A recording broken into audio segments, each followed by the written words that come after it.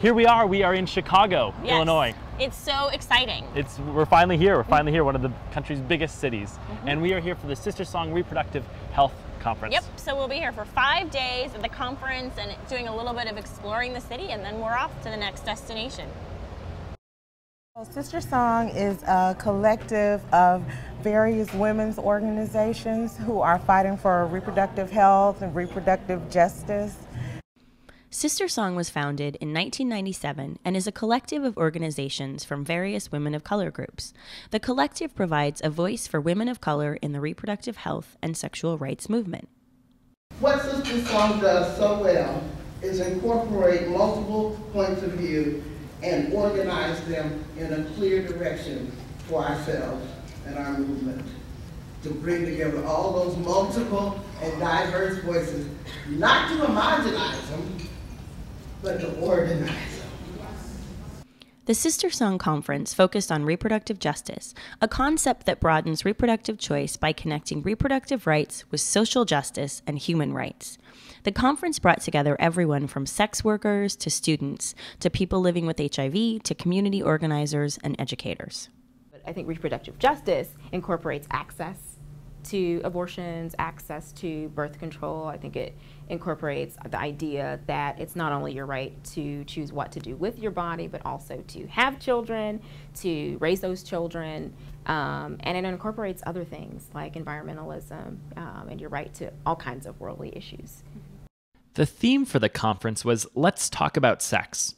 And everyone we interviewed was more than willing to talk about the sexuality issues that matter most in their lives.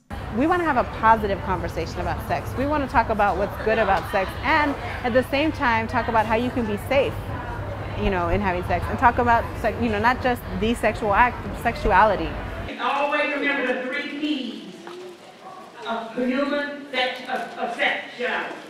First of all, 1 P is procreation. That's just a tiny little bit. All right. The second is we need to protect ourselves and our partners from disease or unplanned pregnancies or whatever. The third is that big piece. That pleasure piece.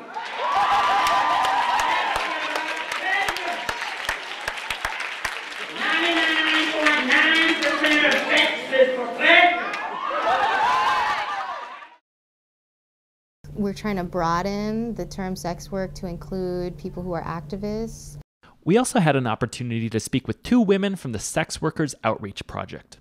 They're working to end the violence and reduce the stigma associated with sex work through education and advocacy.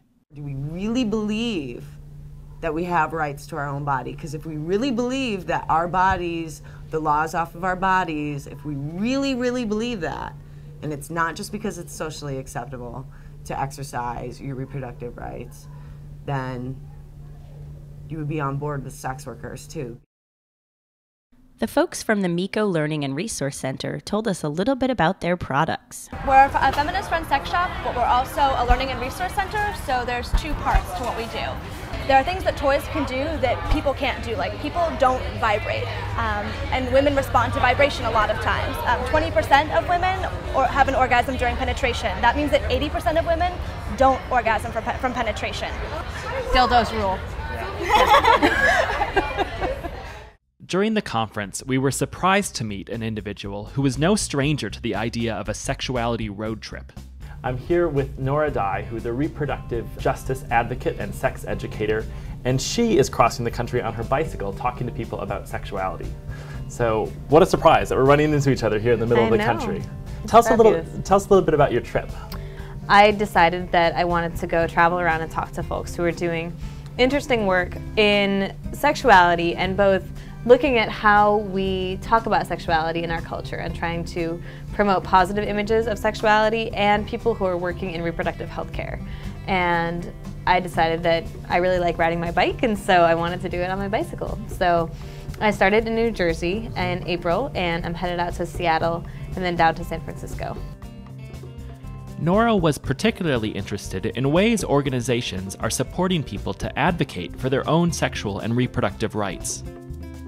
There's still this sort of resistance to having the hard conversations about how you organize and how you empower communities that are affected by restrictive policies to advocate for change.